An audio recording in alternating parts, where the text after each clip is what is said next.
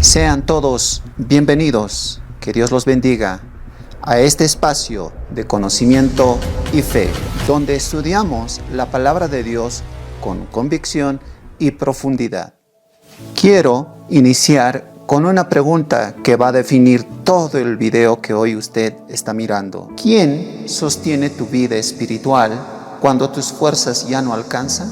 Este mes tuve la oportunidad de cursar la materia, el módulo Neumatología. Dentro de la teología sistemática es la materia que se encarga de estudiar a la tercera persona de la Santísima Trinidad, al Espíritu Santo. Neumatología viene del vocablo neuma, que quiere decir aliento, vida, y logos significa tratado, estudio. Hoy veremos quién es el Espíritu Santo, cómo se revela, cómo obra en nosotros y cuál es su papel en el ministerio y el ministro. Una de las preguntas que el cristiano debe contestar dentro de lo que es la neumatología es: ¿quién es el Espíritu Santo?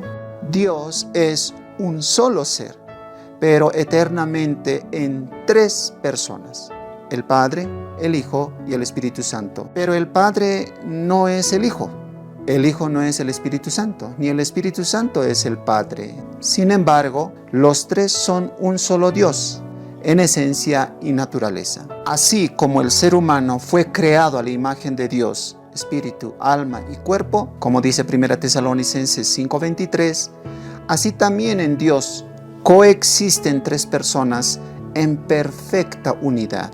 El Espíritu Santo es una persona divina, no una energía, no un sentimiento, no una fuerza impersonal. Posee todos los atributos de la deidad y actúa personalmente. Déjeme darle las evidencias bíblicas de la deidad del Espíritu Santo. En Job 33:4 dice: el Espíritu de Dios me hizo. Vemos que el Espíritu Santo ahí es creador. En 2 Corintios 3:17, el Señor es el Espíritu Santo. Fíjese que se le da el mismo título de Señor, como al Padre, al Hijo, se le da el Espíritu Santo. En Romanos capítulo 8, verso 16, el Espíritu Santo da testimonio a nuestro espíritu de que somos hijos de Dios. Estas acciones confirman su divinidad y persona. Habíamos dicho que el Espíritu Santo posee los atributos de la deidad. Déjeme mencionar unos cuantos. En 1 Corintios capítulo 12, verso 11, la Biblia dice que el Espíritu Santo reparte los dones como Él quiere. Eso significa que el Espíritu Santo tiene voluntad. En Efesios capítulo 4, verso 30 dice: y no contristéis al Espíritu Santo, con el cual fuisteis sellados para el día de la redención. Esto significa, si se contrista, el Espíritu Santo tiene emociones. En Hechos capítulo 13, verso 2, la Biblia dice que el Espíritu Santo habló, apártenme a Bernabé y a Pablo para una tarea especial. Esto muestra que el Espíritu Santo habla. En Juan capítulo 16, verso 13, vemos que el Espíritu Santo habla y oye, por lo cual llegamos a la conclusión de que el Espíritu Santo no es algo, no es una cosa, no es una energía, es alguien, es Dios mismo. En el módulo Neumatología tuve la oportunidad de aprender algo que me llamó la atención y espero que esto le ayude a usted a crecer espiritualmente. Lo que es un tipo y el antitipo, pero esto aplicando al Espíritu Santo. Un tipo es una prefigura que anuncia un cumplimiento futuro. El Espíritu Santo en el Antiguo Testamento ya estaba mostrándose como el aceite, y en el Nuevo Testamento se cumple como la unción que permanece sobre el creyente. En el Antiguo Testamento el Espíritu Santo se muestra como agua, es el tipo, y el antitipo en el Nuevo Testamento es Tito 3:5, purificación, lavamiento, regeneración. En el Antiguo Testamento se muestra al Espíritu Santo como fuego, ese es el tipo, Éxodo 3:2, y el antitipo es Mateo 3:11, Él os bautizará en fuego y espíritu. En el Antiguo Testamento se muestra al Espíritu Santo como viento, ese es el tipo, Ezequiel 37, verso 9, y el antitipo es Juan 3:8, el nuevo nacimiento. En el Antiguo Testamento vemos la paloma,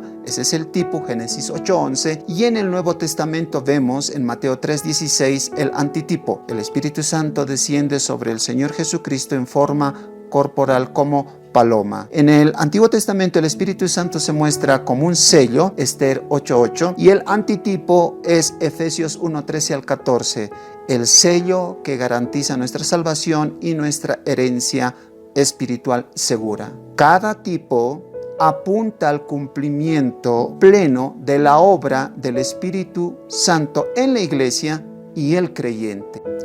Ahora, déjeme mostrarle el Espíritu Santo en la vida del cristiano, del creyente. En 1 Corintios 12:13, el Espíritu Santo bautiza en un cuerpo, sumerge en el cuerpo de Cristo, porque por un solo Espíritu todos fuimos bautizados en un cuerpo. En Romanos 15, verso 16, para que los gentiles sean ofrenda agradable, santificada por el Espíritu. Esto quiere decir que el Espíritu Santo santifica al creyente. En Gálatas capítulo 5, verso 22 al 23, mas el fruto del Espíritu es amor, y dentro de eso está paz, gozo, benignidad, paciencia. El Espíritu Santo obra en el creyente dando frutos. En Romanos 8, verso 26, pues, ¿qué hemos de pedir como conviene? No lo sabemos, pero el Espíritu Santo intercede por nosotros con gemidos indecibles. Esto quiere decir que el Espíritu Santo intercede por el creyente. En Juan capítulo 14, verso 16, en su primera parte, Cristo dijo, yo os rogaré al Padre y os dará otro consolador. En Juan capítulo 16, verso 3, vemos que el Espíritu Santo guiará al creyente a toda verdad, no a una media verdad, sino a toda verdad. En Efesios capítulo 5, verso 18, vemos que el Espíritu Santo obra sobre el creyente llenándolo, gobernándolo, guiándolo. No os embriaguéis con vino en lo cual hay disolución, antes bien sed llenos del Espíritu de Dios. En resumen, podemos decir que para la vida del creyente sin el Espíritu Santo no hay una vida espiritual auténtica. Ahora quiero un poco hablarle del Espíritu Santo en el ministerio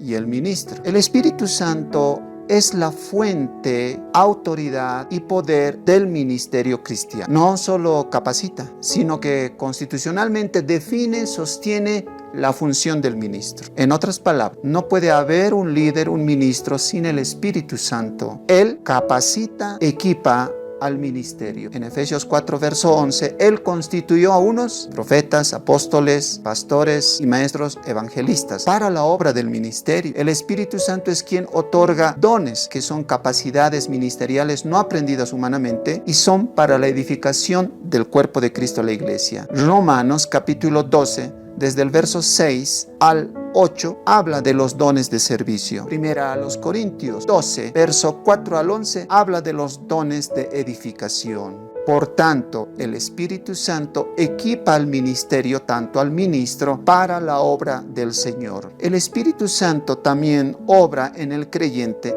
dándole poder para testificar, y escuche esto, al punto de ser mártir, como en estas horas atrás está ocurriendo en África, Nigeria, donde los cristianos están siendo perseguidos, pero no renuncian a su fe. ¿Por qué? Porque poseen el Espíritu Santo, o mejor dicho, el Espíritu Santo los posee y les da el poder para resistir las pruebas. Hechos capítulo 1:8, usted recordará, y recibiréis poder cuando venga el Espíritu Santo sobre vosotros y me seréis testigos. El Espíritu Santo trabaja en el creyente para usarlo como instrumento, porque Dios es el que en vosotros produce el querer como el hacer por su buena voluntad. La Biblia dice que servir a Dios no debe ser en nuestras habilidades o en nuestro intelecto, mas al contrario, es en el Espíritu Santo. No con fuerza, no con espada, sino con su Espíritu, como dice Zacarías 4:6. Un ministerio que fructifica es cuando depende del Espíritu Santo a través de su palabra. Dios no busca líderes perfectos. ¿Sabe por qué? Porque no lo hay. Él busca líderes que dependan del Espíritu Santo y continua y diariamente sean llenos de su espíritu. Volviendo a la pregunta inicial, ¿quién sostiene tu vida espiritual cuando tus fuerzas no alcanzan? O la respuesta es el Espíritu Santo.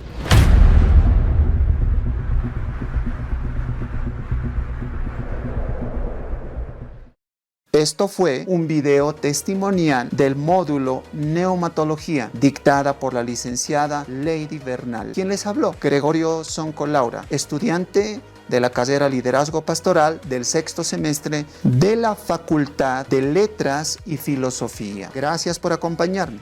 Nos vemos en una próxima emisión de Conocimiento y Fe.